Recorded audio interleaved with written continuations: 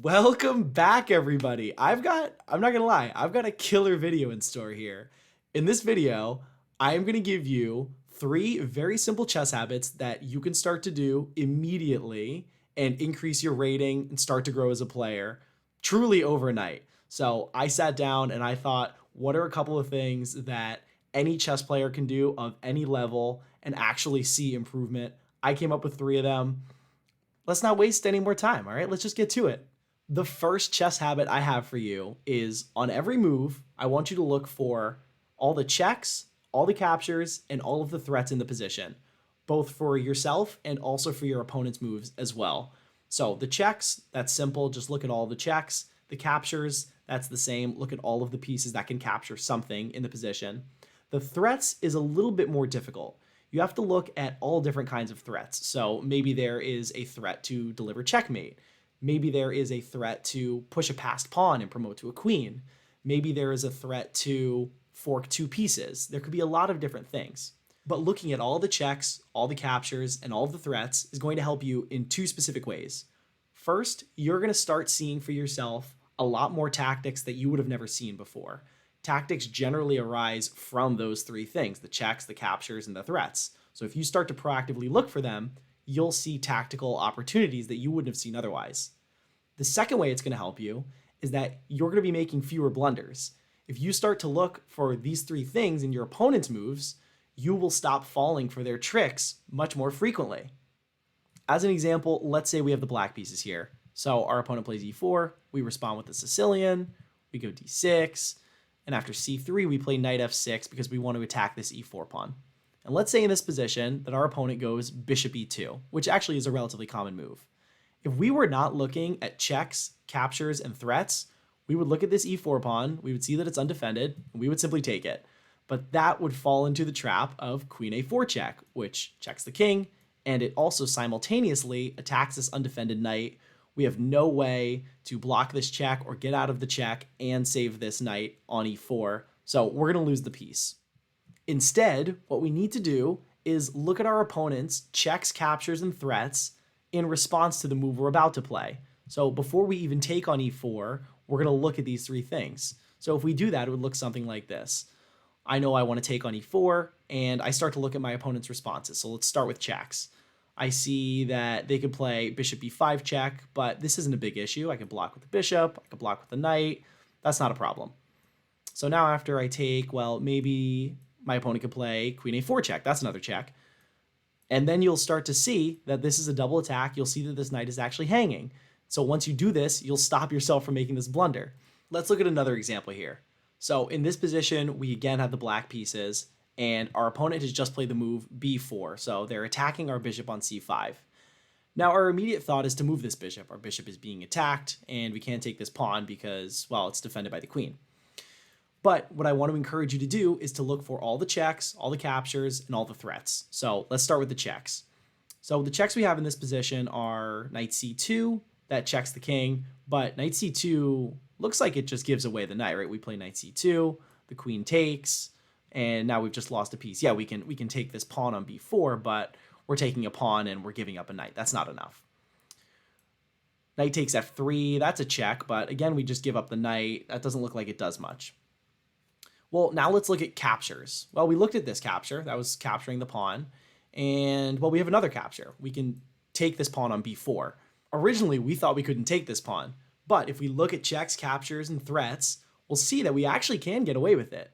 When we take this pawn, the queen will take back. And if we look at checks, captures, and threats, we'll actually see that knight c2 check forks the king and the queen. So we take this pawn, the queen takes back. Now we play knight c2 check, the king has to move, and white actually loses the queen here. So this shows us that tactically, we can take this pawn on b4, and it's something that we would have never seen unless we had started to look for these three different things. The second chess habit for immediate improvement is to ask yourself this question. When you're in a situation where you want to play a move, but it feels like you can't for some obvious reason, ask yourself, what if I play the move anyway? What if I play it anyway? The last example we just saw where we took the pawn on b4 with our bishop is a great example of that. Immediately, it seems like you can't do it because the queen covers that square, you're just losing a bishop. But if we ask ourselves this question, what if I play it anyway, and we look into it a little bit deeper, we can see that sometimes it's actually okay, and you're going to start to realize a lot of very, very good moves just by asking yourself this question. So let's look at another example. Let's imagine in this position that we've got the black pieces. I don't know why we have the black pieces in everything today, but that's just how it's shaking out, okay? So let's imagine our opponent plays the move h3. So our immediate thought is to move the knight away, right? A pawn is attacking our piece. We can't give up a piece for a pawn. That's the immediate thought. But let's ask ourselves first, what moves do we want to play? Well, ideally, we want to develop. So we want to play bishop c5. We want to play bishop e6. Let's ask ourselves the key question. What if I play the move anyway? Let's say we play bishop c5. We were afraid of the pawn taking the knight, but in this position, we would take back. And as you start to look at it more, you'll see this knight on f3 actually has nowhere to go. Can't go to h4, can't go to g5 because our queen covers both of those squares. If the knight drops back to e1, then we're going to play queen h4, and now we're checkmating on the next move. We've got two different checkmate threats on h2 and h1. If the knight drops back to h2 here, again, we'll play queen h4, and we're going to take this knight on the next move. We're going to be mating in just a couple moves here. This goes to show you that asking yourself this question, what if I play the move anyway, is going to open your eyes to some fantastic moves that you would have never seen before. It's going to stop you from playing unnecessary moves and responding to threats that actually aren't threats. And additionally, it's going to open your eyes and it's going to start to reveal moves that you would have otherwise immediately dismissed. The third and final chess habit I have for you is to start fully thinking on your opponent's time.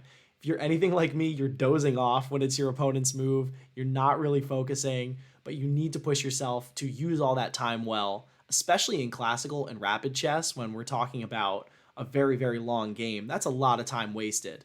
Specifically, this means evaluating what your opponent will play next. So look at their checks, look at their captures, look at their threats, look at what other general moves they might play in the position.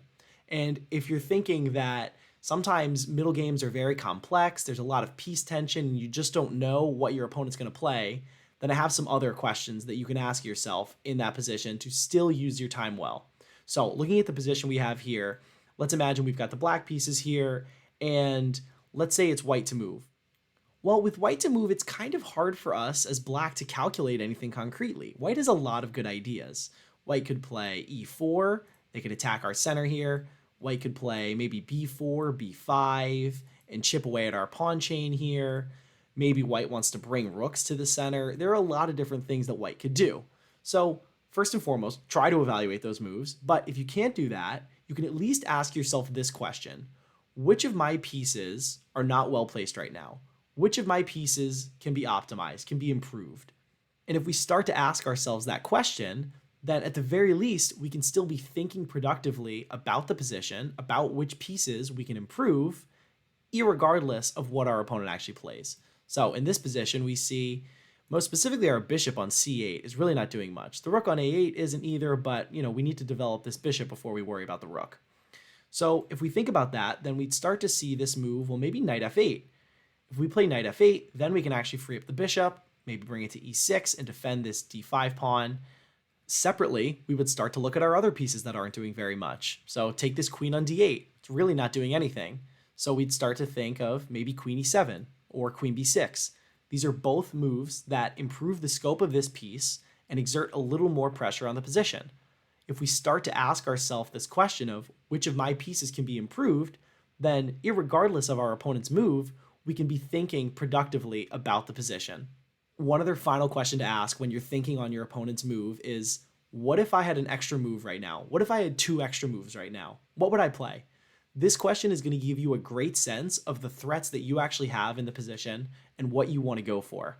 So looking at this position here, we've got the black pieces and it's white to move. We don't know exactly what white wants to play. Maybe he wants to play knight c3 and bring his knight to d5. That seems like a good idea. Maybe he'll want to play rook f1 and then go for f4 and attack on our king side. Maybe he wants to just play something like queen d2 and create this battery. We don't really know. But we can ask ourselves, well, what if we had an extra move? What if we had two extra moves? What would we play? What threats could we create? And if we start to look at that, we'll see that we have something like knight b4. If we had an extra move, we'd play knight b4. That attacks this d3 pawn, and it's very difficult for white to defend that. Asking yourself this question is always useful because it helps you realize the threats you have in the position. And additionally, you're going to be more prepared to punish your opponent when they don't see your upcoming threats. So if white doesn't see our threat of knight b4 and he plays something like h3, then we go knight b4. We're attacking this d3 pawn. We're also attacking the a2 pawn. If we can take the d3 pawn, we're hitting both of these rooks as well. All white can do to defend that pawn is play rook c3, but then we take the pawn on a2. So you can see how important it is to ask ourselves the question of, what would I do if I had extra moves right now? Because we'll realize our threats and we're ready to pounce when our opponent doesn't see them. If you start to implement all three of these habits, you're going to see improvements. Number one, always look for checks, captures, and threats for all of your moves and all of your opponent's moves. Number two, ask yourself in situations where you want to play a move, but it seems like you can't for some obvious reason, ask yourself, what happens if I play it anyway? And number three, always think on your opponent's turn. Calculate variations if you can. If you can't, at the very least, ask yourself, which of my pieces can be improved? And also ask yourself, if I had an extra move, if I had 2 extra moves, what would I play? I hope this video helps with your immediate chess improvement. If you found it useful, then hey, maybe subscribe, maybe check out a couple other videos, just see what happens.